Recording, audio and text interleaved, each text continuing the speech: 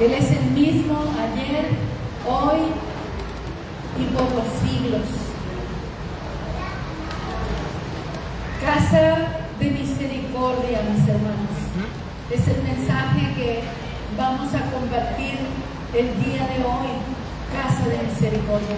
Abra su Biblia en el Evangelio de Juan, capítulo 5.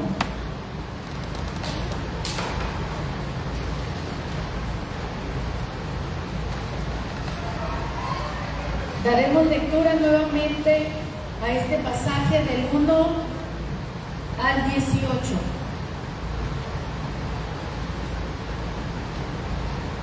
Después de estas cosas, había una fiesta de los judíos y subió Jesús a Jerusalén.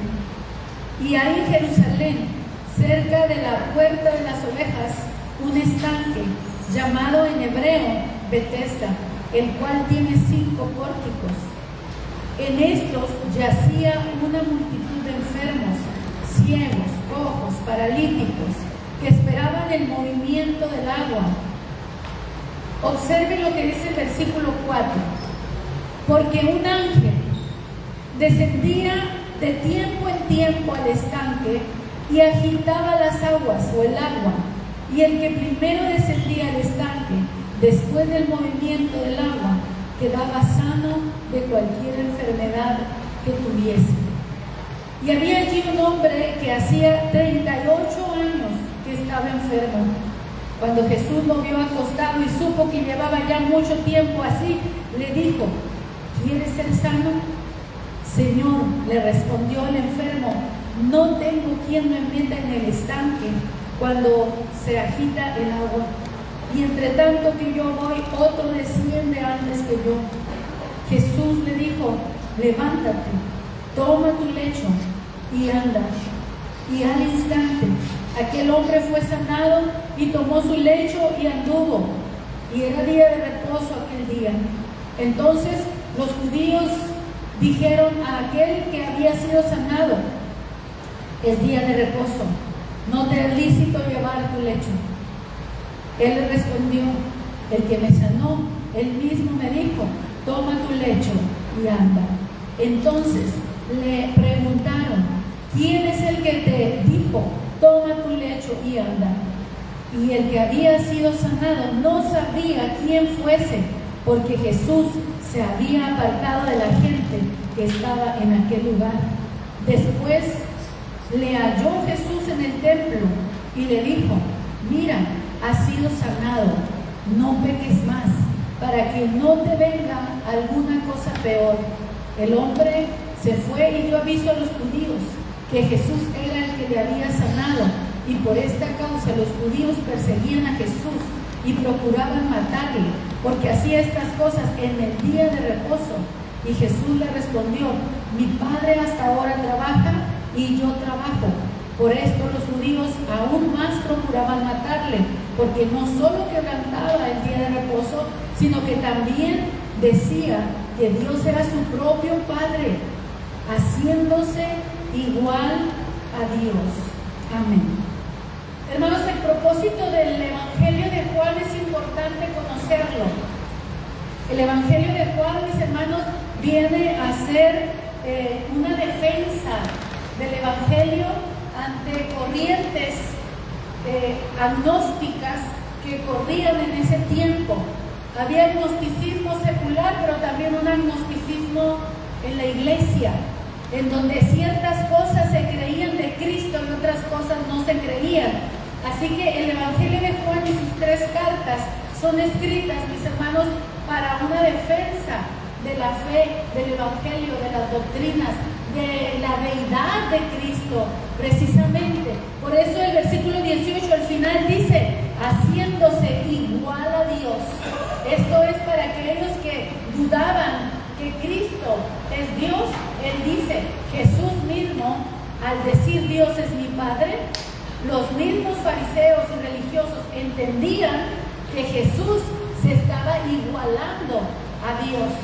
En la deidad, no es que el Padre es mayor que el Hijo en el sentido de deidad, hermanos, sino en el sentido de paternidad de Hijo, pero es un solo Dios. Y eso es lo que nosotros necesitamos entender, que Dios es uno solo. Y al igual que en este tiempo, hermanos, hay corrientes de pensamiento. Cada generación, hermanos, se ve marcada por diferentes corrientes de pensamiento.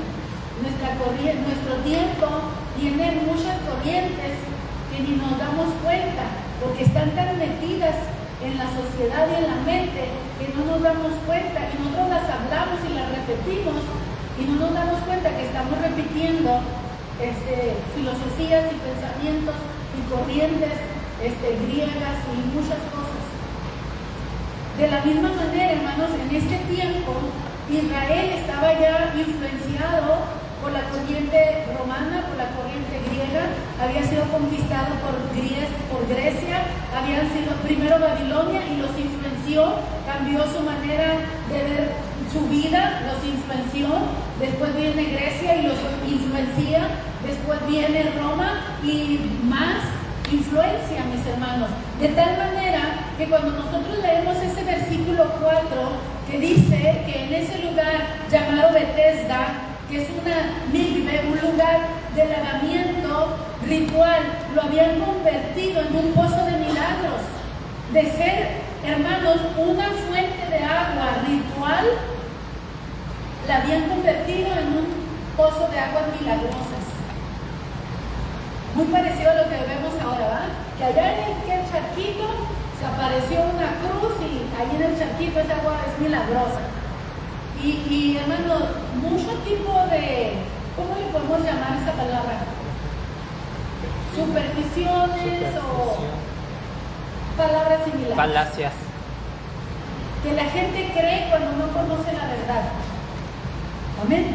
La gente cree cuando no conoce la verdad. Ese pozo originalmente, mis hermanos, era usado, o ese estanque usado para un lavamiento de purificación. Ese era conforme a la ley judía. Pero ahora nosotros vemos que ese estanque se convirtió en un pozo de milagros, en donde la gente iba a buscar un milagro, iba a buscar una sanidad. Se mueven las aguas, entonces es un ángel el que las mueve y el que se mete primero sale sano. Eso es lo que la gente creía. Juan, al escribirlo, no está defendiendo esa posición, simplemente está escribiendo lo que la gente creía y por lo cual se reunían en ese lugar. Este lugar de aguas está al pie del lugar donde estaba el templo. El templo estaba en lo alto, mientras que este lugar de aguas está abajo. Bueno, usted lo puede buscar, lo puede investigar, y hay videos en donde muestran este sitio y se ve el lugar en donde estaba el templo arriba y abajo el lugar de las aguas donde la gente se reunía. Era un lugar cercano, dice. Era un lugar en Betesda, que significa, hermanos, casa de misericordia. Ahora voy a iniciar desde el versículo número 1. En un día de fiesta, de la fiesta de los judíos, eso nos indica que el evangelio está escrito a una gente variada, desde judíos a gentiles. Por eso él dice una fiesta de los judíos. No dice ni siquiera cuál fiesta era, solamente dice una fiesta de los judíos. Cuando hacía este tipo de fiestas, eran fiestas ceremoniales, eran fiestas para honrar a Dios, para obedecer la ley. Viajaban del país, se concentraban en Jerusalén, y como en el Pentecostés había también mucha gente reunida celebrando la fiesta precisamente del Pentecostés. Así en esta fiesta había mucha gente que aprovechó el viaje. Dijeron, ¿sabes qué? Vamos a pasar ahí por las aguas termales. ¿Sí? Uno aquí conocemos aguas curativas, decimos allá en las aguas, ¿verdad? En las aguas termales, aguas que tienen mucho, esa sustancia amarillita, ¿cómo se llama? Una sustancia que se me fue el nombre. Azufre. ¿Sí? ¿sí? Y decimos, son aguas buenas porque fluyen de la tierra. Oh, bueno, pues haga de cuenta que así ellos decían, vamos a pasar allá al estanque de Bethesda para recibir nuestro milagro. Muchos de ellos probablemente venían desde lejos. A ese lugar, hermanos, llegó Jesús. Curiosamente, dice que este estanque está cerca de la llamada puerta de las ovejas. Y es como si el buen pastor, mis hermanos, que es Jesús, viene al lugar donde se reúnen las ovejas a beber aguas, con una necesidad, con hambre, con sed. Jesús llega, pero no llega, hermanos, con ningún bombas o con platillos o haciendo ruido, haciendo escándalo. No, Jesús llegó en secreto. Jesús no quería ser visto. Jesús no quería ni siquiera que el que fue sanado divulgara que había recibido la sanidad, porque él sabía lo que iba a suceder. Entonces él estaba en una etapa, en un tiempo donde él no quería que se hiciera mucho ruido. En la semana leía un pasaje en Isaías cuando dice que el Señor no gritará, ni voceará, ni dejará oír su voz en las plazas. Vemos a un Jesús recatado, un Jesús sencillo, un Jesús que pasaba inadvertido, si no es porque hacía señales y milagros, y cuando abría su boca para enseñar, todo el mundo se asombraba. Pero Jesús no enseñaba en medio de la ciudad, sino que se iba a las orillas, y la gente salía de las ciudades, de las aldeas, al desierto, junto al mar, donde él estuviera, la gente lo seguía. Pero en esta ocasión Jesús viene a la ciudad porque va a celebrar esa fiesta. Pero en particular viene al estanque de Bethesda. ¿Por qué no se fue directo al templo? Podríamos decir, bueno, vino al estanque de Bethesda a purificarse ceremonialmente, a purificarse, porque era un lugar de purificación antes de ir al templo. Venían de lejos también, necesitaban quitarse el polvo que traían encima.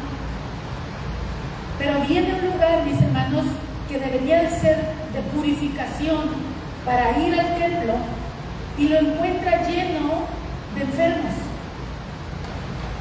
lleno de ciegos, lleno de cojos, lleno de paralíticos, diferentes enfermedades, hermanos, que la gente estaba reunida allí buscando su milagro, buscando su sanidad.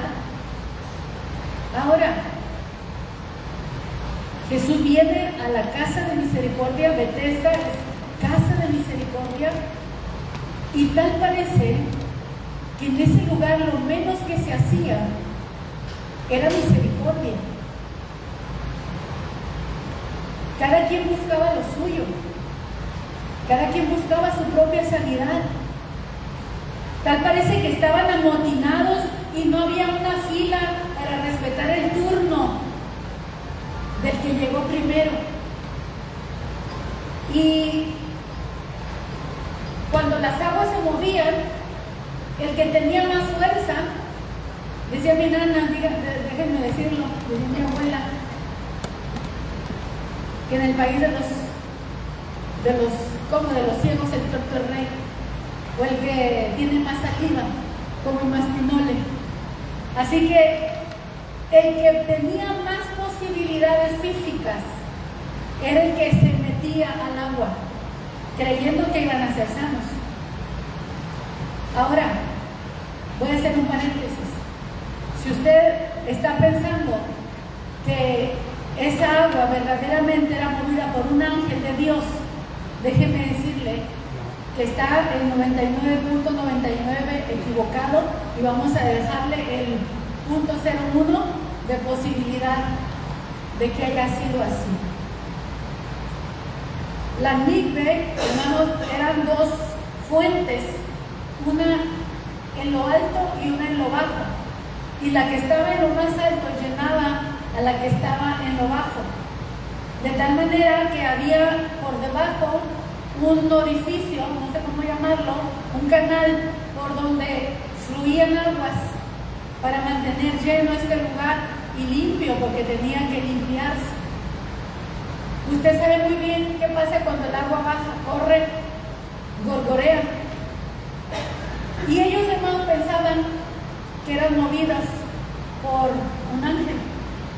Ahora, en la influencia romana que ellos tenían, en las creencias que se habían infiltrado, mis hermanos, en todo el imperio, aún afectando a judíos, era la creencia del dios de la medicina. En el griego, a ver, déjenme leerlo porque se me olvida. En hebreo, perdón,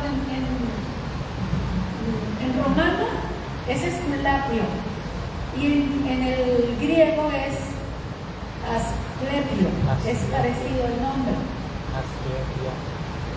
Y eran conocidos como en la mitología como el dios de la sanidad. Así que ellos atribuían a un ángel que venía a traer medicina a esas aguas. Y ellos pensaban que metiéndose en el agua iban a salir sanos.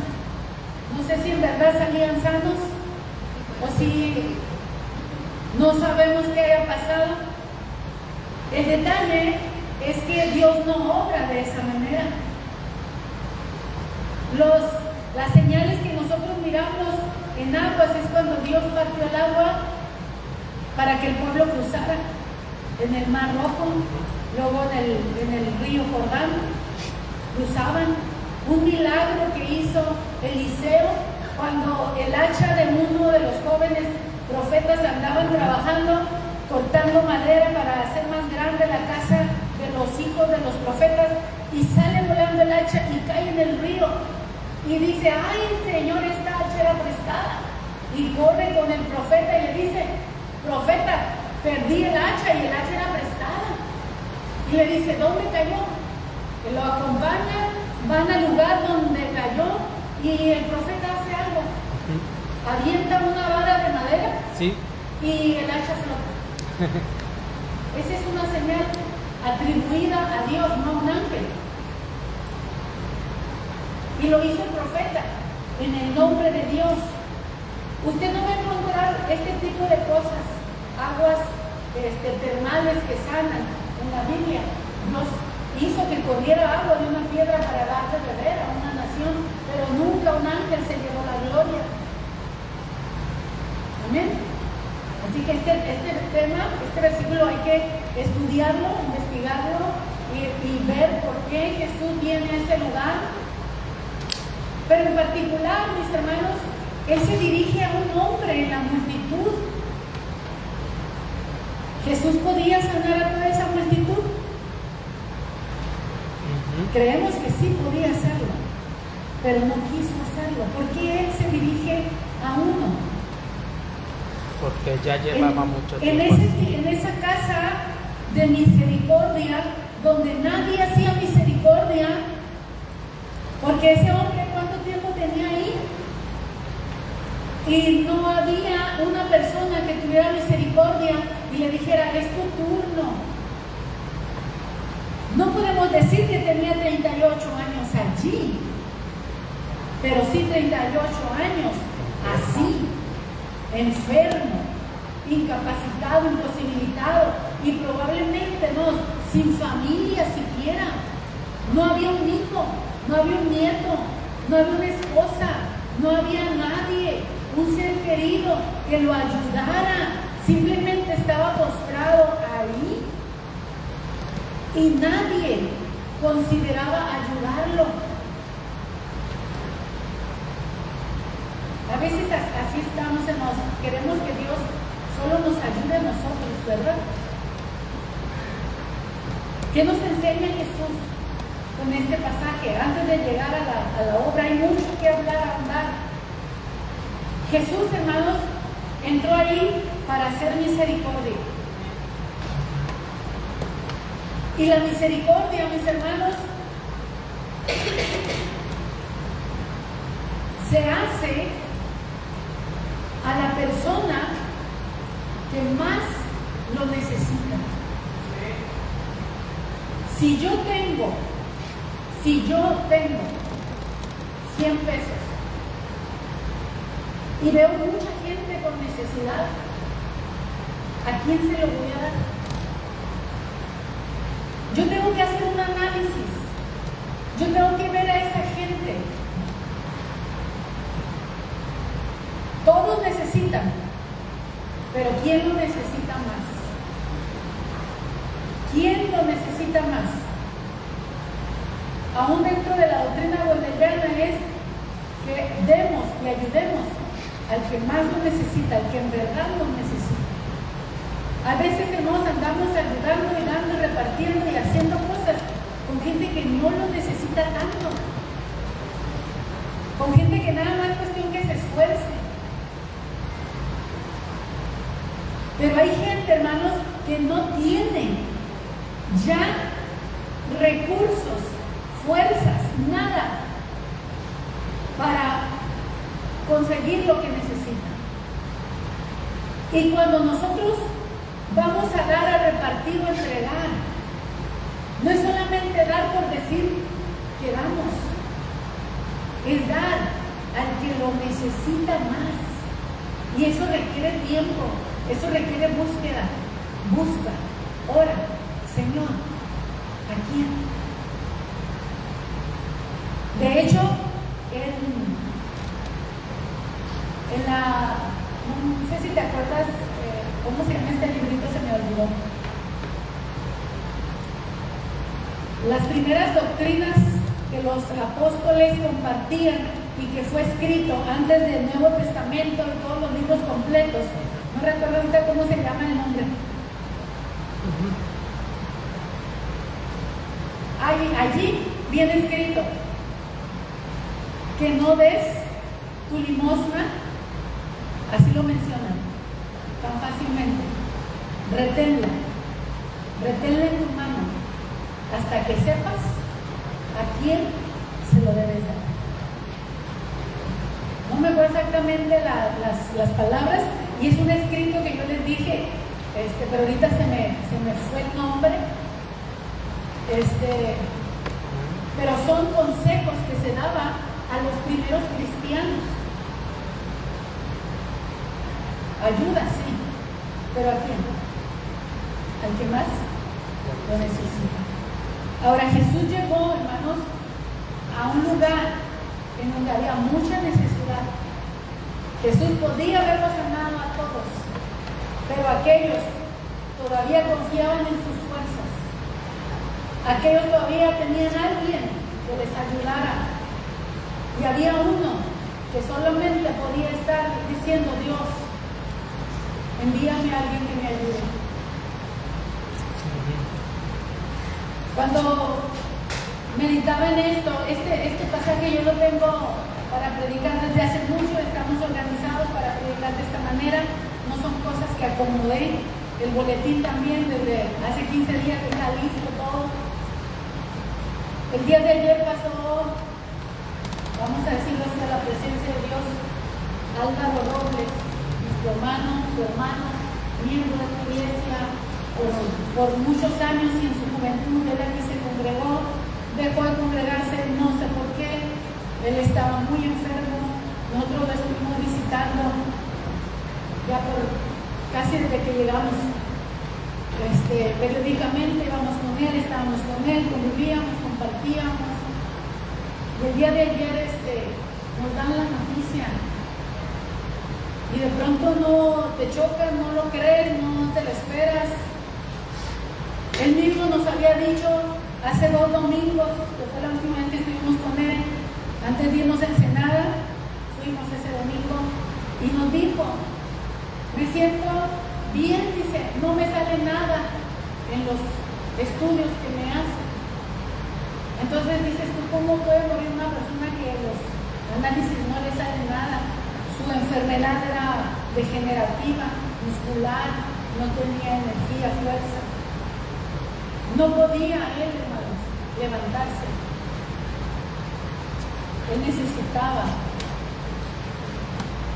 que lo levantaran de su silla, que lo acostaran, que lo levantaran de su cama y lo pusieran en su silla. Eran pocas las cosas que él podía hacer con la poca fuerza que él tenía. Y después de que pasa el shock, la sorpresa de la noticia, me acordé de este pasaje, me acordé de esta escritura, cómo Dios, Jesús, vino al hombre imposibilitado, que estaba postrado, tirado en el piso sin nadie que lo levantara y lo ayudara para recibir su sanidad. Y con todo respeto lo voy a decir, hermanos, el Señor levantó a Álvaro de su situación donde él estaba. Tal vez no lo levantó de la salud física, pero lo liberó de un cuerpo que lo tenía atado y postrado, imposibilitado. Solamente Dios puede saber cuánto él sufría con esa situación. Solamente Dios sabe cuánto él sufría. Solamente él podía sanarlo físicamente o levantarlo y sacarlo de su cuerpo y llevarse. Dije, Señor, no cabe duda que tú tienes todas las cosas en control. Y que tú sabías que esto yo lo iba a predicar y que yo puedo usar, por ejemplo, de que Dios usa de misericordia cuando nos libra también de la aflicción y del dolor de la enfermedad. A veces nosotros queremos, Señor, sana a mi papá, a mi mamá, a mi hermano, a mi hijo o a mí. Y no es la forma en la cual el Señor quiere obrar. Y debemos estar agradecidos cuando Dios levanta, pero no nada más para que te pongas sobre tus pies, sino que te levanta para estar delante de Él, para presentarte delante de Él, para morir. Amén. Dios levantó físicamente a este hombre. Ahora, nuestros ojos no deben estar puestos ni en el ángel, ni en el pozo milagroso, ni en el enfermo. El propósito de esta escritura, hermanos, es para mostrarle al mundo quién es Jesús. ¿Quién es Jesús? Y él dijo, Dios es mi Padre. Y los fariseos se enojaban porque decían, es que se está haciendo igual a Dios. ¿Cómo se apellida usted, hermano? ¿Cómo se apellida usted?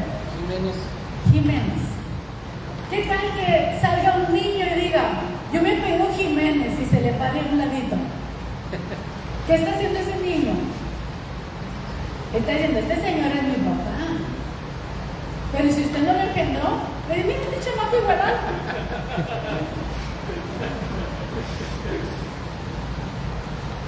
Pero si sí lo engendró, lleva su apellido. Y él puede decir libremente, soy Jiménez, con todo derecho. Y eso no lo hace ser igualado, ¿verdad? El hecho que sea un niño no lo hace ser igualado con su papá. Tiene todo el derecho porque es un hijo. Y Jesús dijo, él es mi Padre. Eso no lo hace ser igualado, lo hace ser igual a él. Amén. El propósito de este capítulo, mis hermanos, es que entendamos quién es Jesús.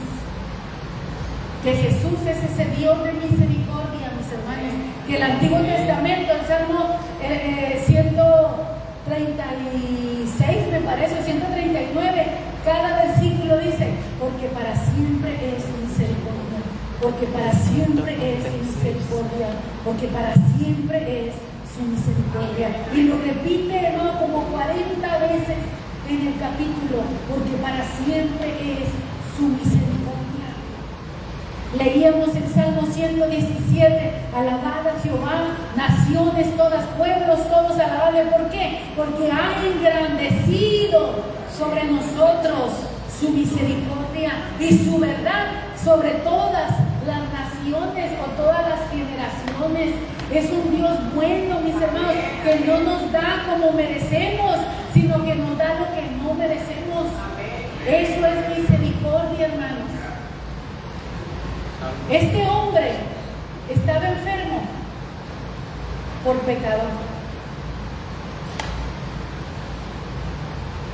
Jesús le dijo cuando lo sanó: vete y no peques más, para que no te venga algo peor. Muchos de nuestros problemas nosotros no los conseguimos, hermanos. Y Jesús no llegó allí recriminándole: eres un pecador, por eso estás así. Hermano, quite de su mente y de su boca la doctrina de si está malo es porque pecó. Hermano, solamente Dios sabe, solamente Dios puede juzgar. Jesús llegó con él y no mencionó su pecado. Por eso se llama misericordia. Darle algo que no merece, pero se lo dio sin reproche alguno. Hermano, cuando usted ve, no reproche lo que da, ni se sienta más porque lo hace, porque todos somos deudores de la gracia. Amén. Lo que hemos recibido, ¿de quién lo tenemos? Sea la vida principalmente, viene de Dios, y lo que hagamos con ella y que puedas ensancharte, prosperar, lograr tener éxitos y lo que sea, se lo debes al que te dio la vida. Así que todos somos deudores. Todos somos deudores, mis hermanos. Seamos dadores alegres. Vemos con alegría, como dice la Escritura, tanto a Dios como lo que damos y ayudamos y servimos es con alegría, no es con queja ni es con reproche. Si va a reprochar, no dé. Si se va a quejar, no dé, porque no le sirve de nada. Dice una canción: sin amor, mis manos no hacen nada. Sin amor, mis manos no hacen nada. Aunque dé, aunque haga algo, pero no sirve delante de Dios. Necesitamos conocer a este Jesús. ¿Sabes por qué necesitamos conocer a Jesús? Porque necesitamos parecernos a Él. Necesitamos conocer a Jesús para imitarlo a Él, para seguir sus huellas, para seguir sus pisadas, para seguir su ejemplo. Comentaba con mi esposo y le decía: estamos en un lugar, en un tiempo donde tenemos que meditar bien todo lo que oímos, todo lo que escuchamos, todo lo que vemos que otros hacen, aún dentro de la iglesia. Hay predicadores muy famosos, muy conocidos, que predican mensajes, hermanos, muy bíblicos, porque tienen base bíblica para predicar. Pero cuando sacamos de contexto, o cuando tomamos todo lo que queremos para hablar lo que yo pienso, estamos descontextualizando y podemos hasta predicar herejías. El Espíritu Santo, mis hermanos, y con todo respeto y amor lo voy a decir, fue enviado a nuestros corazones y no a cualquier corazón. El Espíritu Santo es enviado en aquel que ha declarado, creído en su corazón que Jesucristo es el Hijo de Dios y lo ha recibido, y Él se ha entregado a Cristo, y el Espíritu Santo viene a sellarnos de parte del Padre. El Padre envía al Espíritu Santo a nuestros corazones para adoptarnos como sus hijos y darnos el poder para ser testigos de Cristo. Si nosotros tenemos el Espíritu Santo, hermano, no es para que nos creamos mucho, es para darnos poder para ser testigos de Cristo, para vivir la vida de Cristo, para que Cristo viva en nosotros y testificar de Él. Ahora, hay enseñanzas enfocadas únicamente al Espíritu Santo, diciendo hasta cosita decirlo porque es el Espíritu Santo. Pero cuando te enfocas solo en el Espíritu Santo, miren, hermano, hasta en oraciones de hechicerías, vamos a llamarle así, de santeros y cosas por el estilo, mencionan al Espíritu Santo.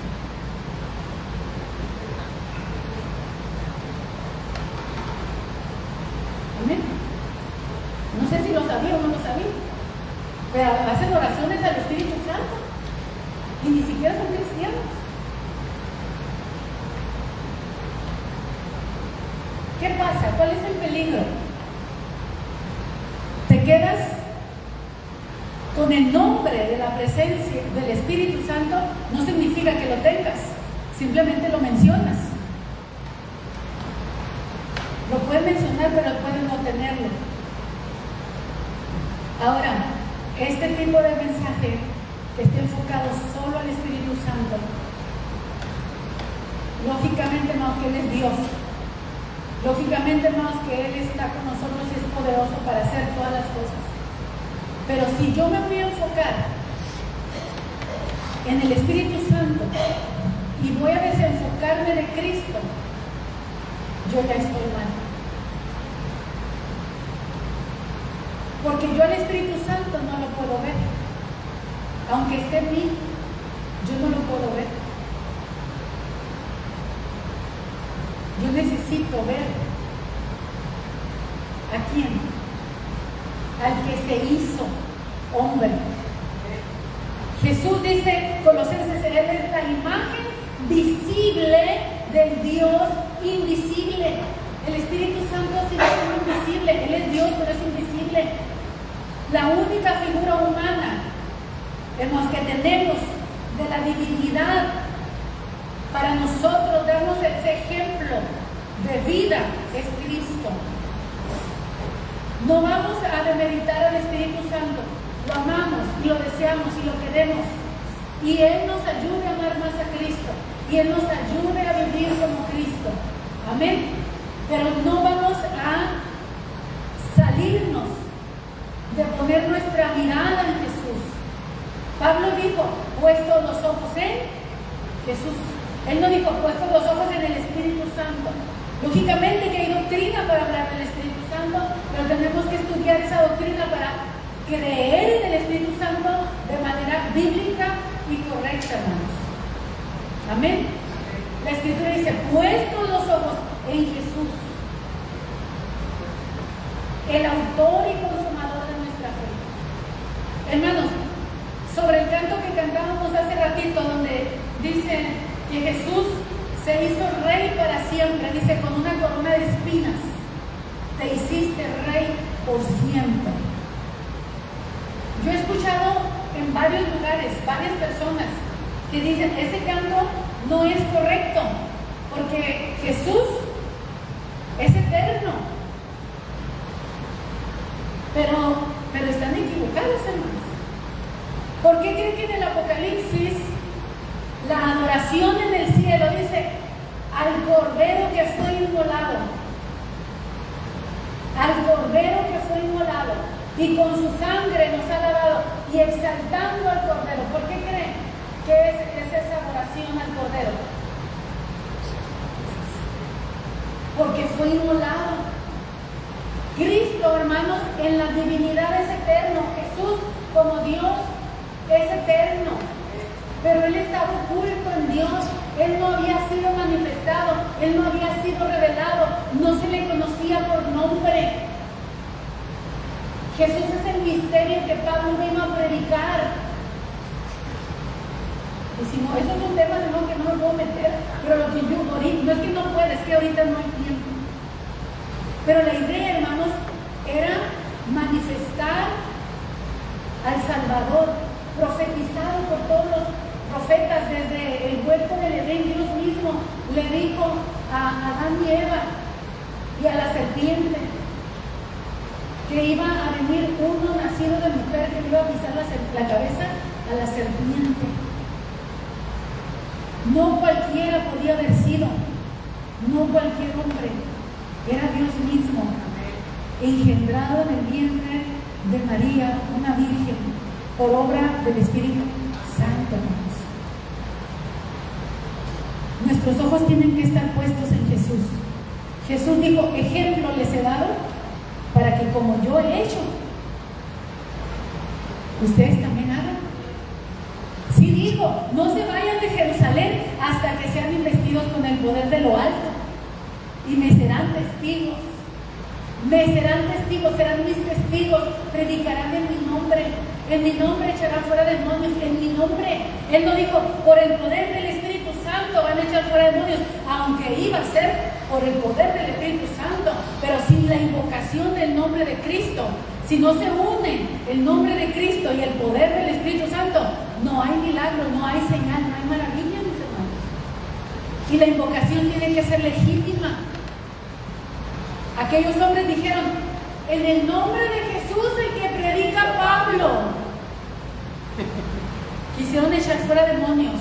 En el nombre de Jesús, del que predicaba Pablo. ¿Y los demonios?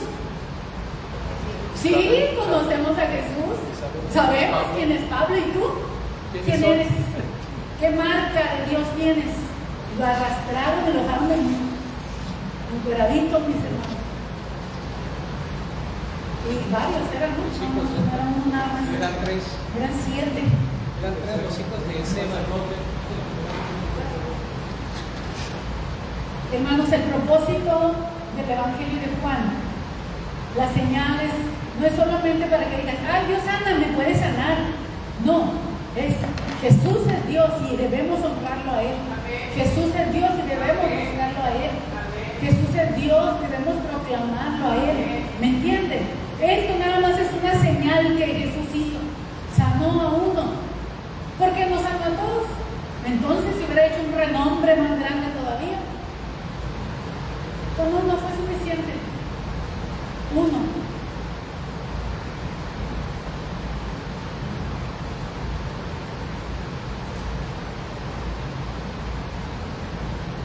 Nuestros ojos, mis hermanos, tienen que estar en el autor y consumador de nuestra fe. Ahora, tú tienes una necesidad, tú tienes una situación difícil, ya no te quedan fuerzas, ya no te quedan recursos, no tienes quien te ayude, no sabes qué hacer.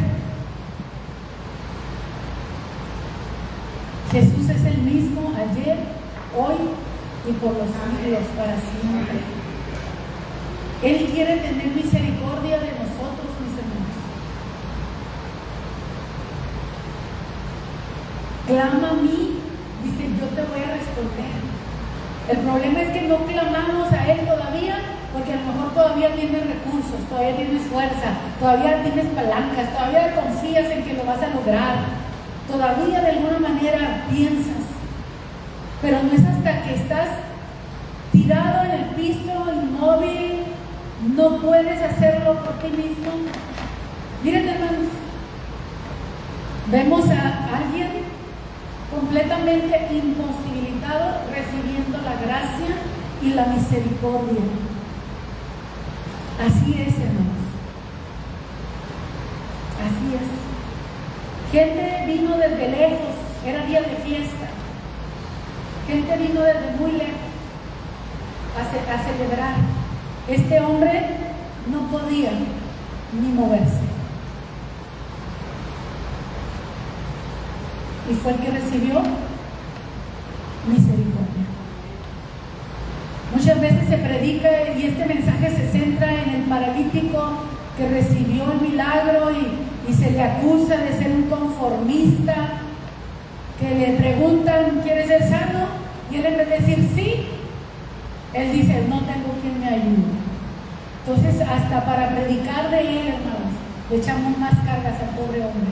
En vez de liberarlo, en vez de ayudarlo a ser sanado, manchamos más la reputación de este hombre. Cuando nuestro enfoque, hermano, no es el hombre, nuestro enfoque es Jesús. Amén. El que entra allí en el lugar donde estás, en tu peor necesidad. Amén. Allí Él entra. Y escogió uno nomás. Déjenme, por favor, decirles una vez más, yo sé que ya se los he dicho, pero la noche que el Señor trató conmigo, Él entró en una discoteca donde yo estaba allí, no estaba cantando coritos, ni estaba orando ni leyendo la Biblia. Pero allí en ese lugar, su misericordia me alcanzó. Yo no sé si fue la única por la que Jesús entró a esa discoteca, porque ese lugar estaba lleno. Yo no sé si fui la única. A lo mejor sí.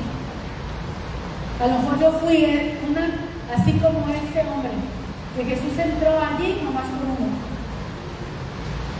Nomás por uno.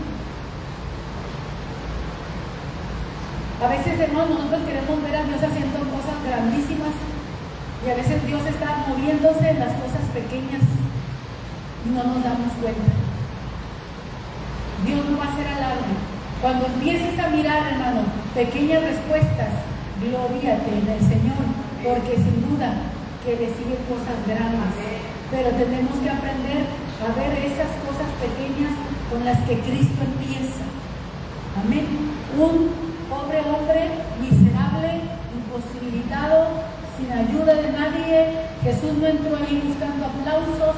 Jesús no le dijo, párate, ponte de pie y testifica que cuando yo te dije que te levantaras, te pusiste en pie.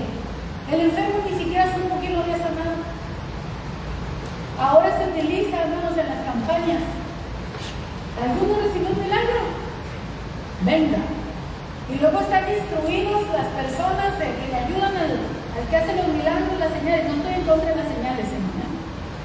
Pero están instruidos para decir, cuando usted oró por la persona, recibió la sanidad. Pero tienen que decir, cuando usted oró. Cuando usted oró. Cuando la persona viene y que recibió algo, dice, es que yo oré y recibí, ya no le gusta al predicador. Dice, tráiganme otro, ¿verdad? Sí, hermano, que Dios te bendiga, vete, véngase otro. Jesús, hermano, por eso le digo, esa modestia, esa humildad, esa sencillez, no reclamó testimonio, lo sanó y se fue. El hombre se levantó, Jesús ya no estaba, agarró su lecho y se fue, pero ya no estaba Jesús. Ni siquiera tuvo tiempo para decirle cómo te llamas. ¿Quién te sanó? ¿Quién sabe? El que me sanó me dijo que tomara mi lecho y él me fuera, me levantara. Vea a ese Jesús. Siga a ese Jesús. No siga el ejemplo de muchos de nosotros que nos podemos llamar hombres o mujeres de Dios. Si no ve a Cristo en mí, no me siga. Si no ve a Cristo en alguien más, no le crea. Lo que cree es la palabra que predica porque está escrito, porque es la palabra. Pero a él o a ella como persona, cuestiónela. Y no porque el predicador lo hizo, yo lo voy a repetir. Es ¿qué hizo Jesús? ¿Qué hizo Jesús? ¿Cómo ayudó? ¿Cómo dio? ¿Cómo hizo misericordia? Así hazlo. Sin ruido. Con el que más lo necesita. Y no busques testimonios. Eso es mirar a Dios en acción. Amén. Al Espíritu Santo yo no lo puedo ver. Y Él lo que quiere es formar a Cristo en mí. Que mis ojos estén puestos en Jesús, pero que me deje guiar por Él. Amén. Es Cristo trabajando dentro de mí por medio del Espíritu, pero mis ojos tienen que estar puestos en Jesús. Ahora, yo no puedo imitar a Jesús si de Jesús solo conozco su nombre.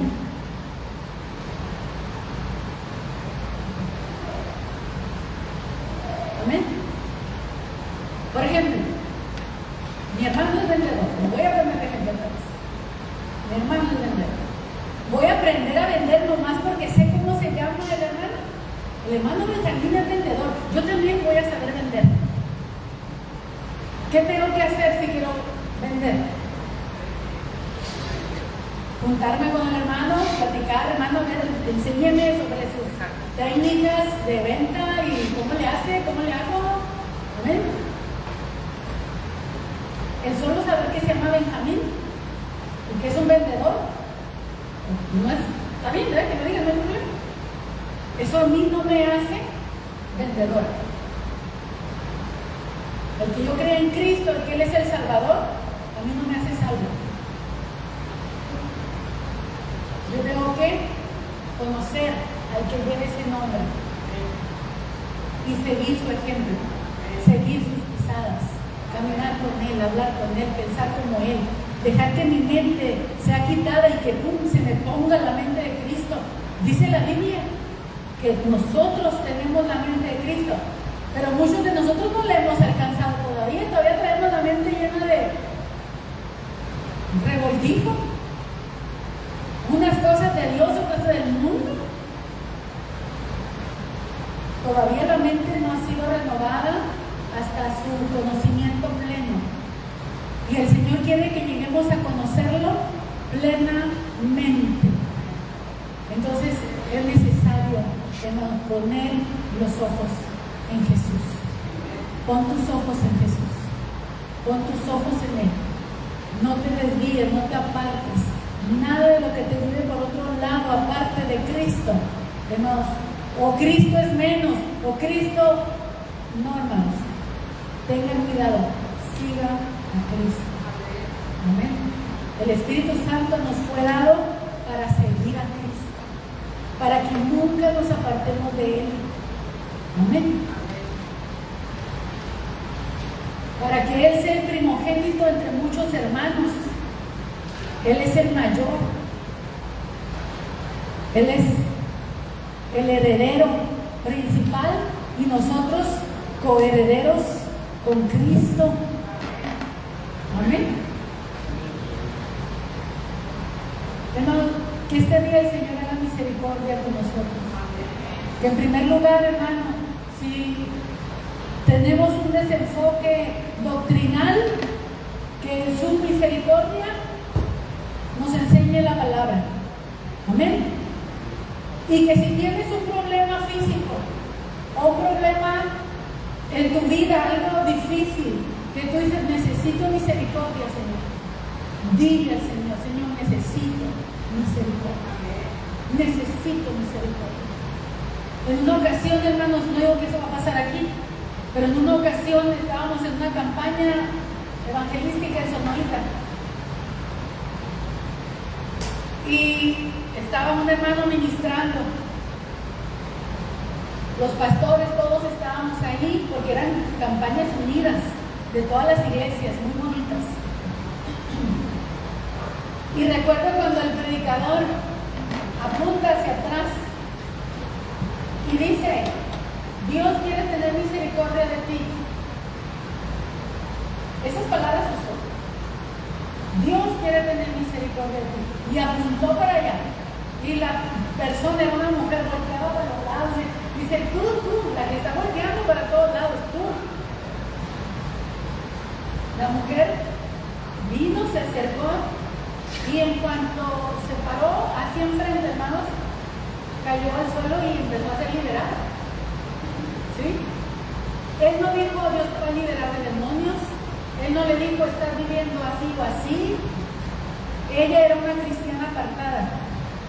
Pero ese hombre no la conocía. Él era un argentino, él venía de lejísimos. Él venía a ese pueblito a andar predicando. Por acá en los ranchos y en ciudades donde lo invitaban, un hombre humilde. Y nunca he olvidado la palabra que le dijo, Dios quiere tener misericordia de ti. O sea, no te lo mereces, pero Dios quiere. A lo mejor el diablo te dice, tú no te mereces que Dios te escuche, tú no te mereces que Dios te dé esto, tú no te mereces que Dios te sane, te levante, te ayude, tú no te mereces. Y es cierto, el diablo tiene razón. No lo merecemos. Es por misericordia. Por misericordia. Por misericordia. Pídele a Dios por misericordia. Señor, por tu misericordia. Yo no lo merezco. Es por tu misericordia. Acércate al trono de la gracia y busca esa ayuda oportuna, mis hermanos. Pero no porque lo mereces, sino es por su misericordia. Amén. Amén.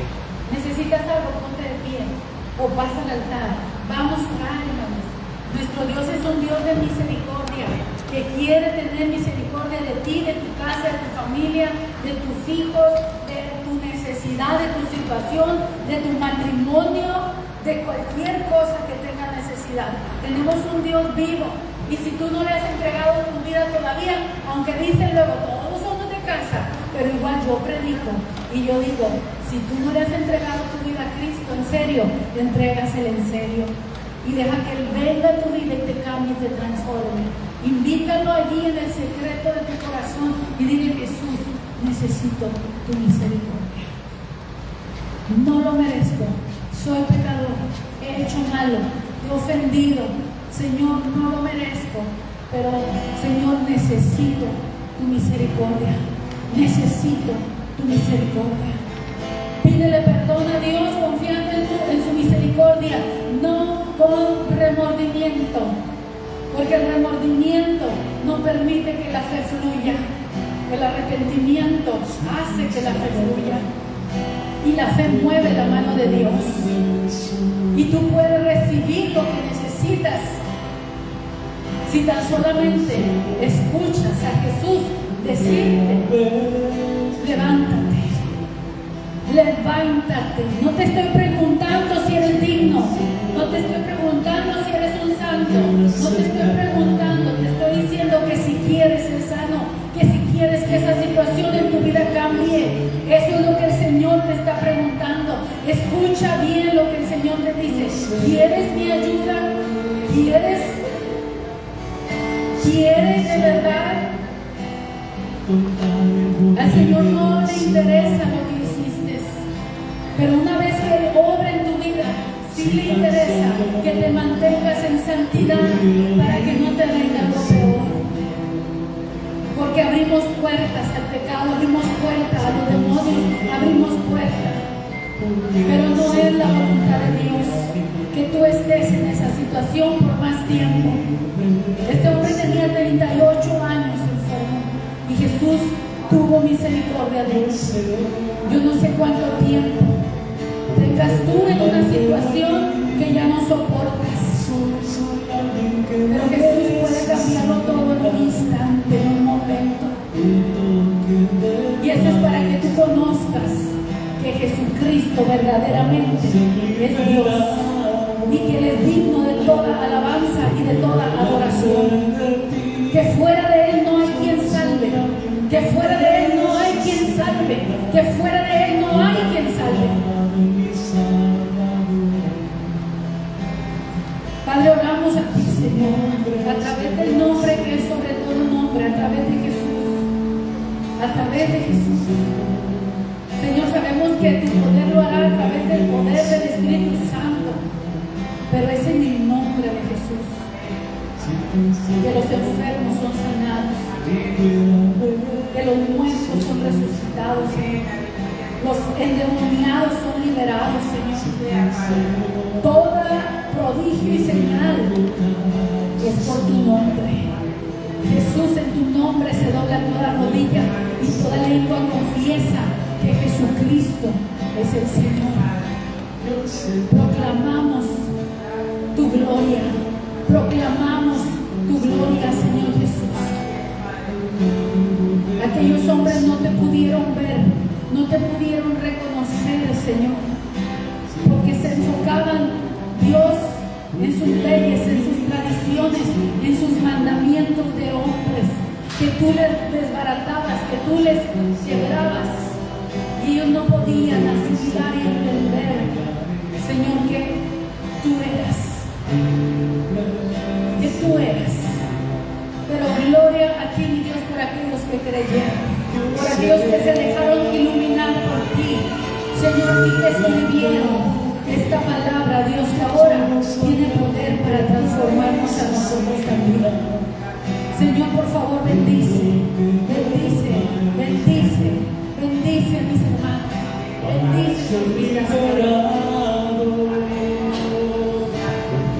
delante de ti, solo soy alguien que necesita una vida que salva.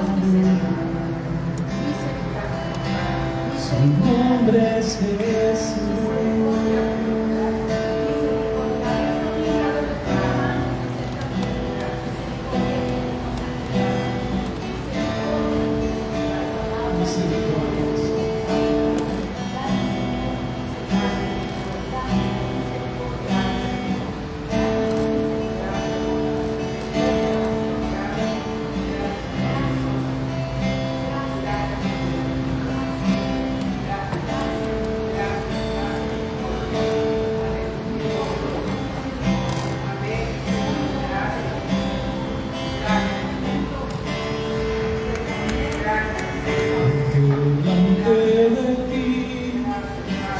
Soy alguien que necesita un toque del Maestro para ser liberado,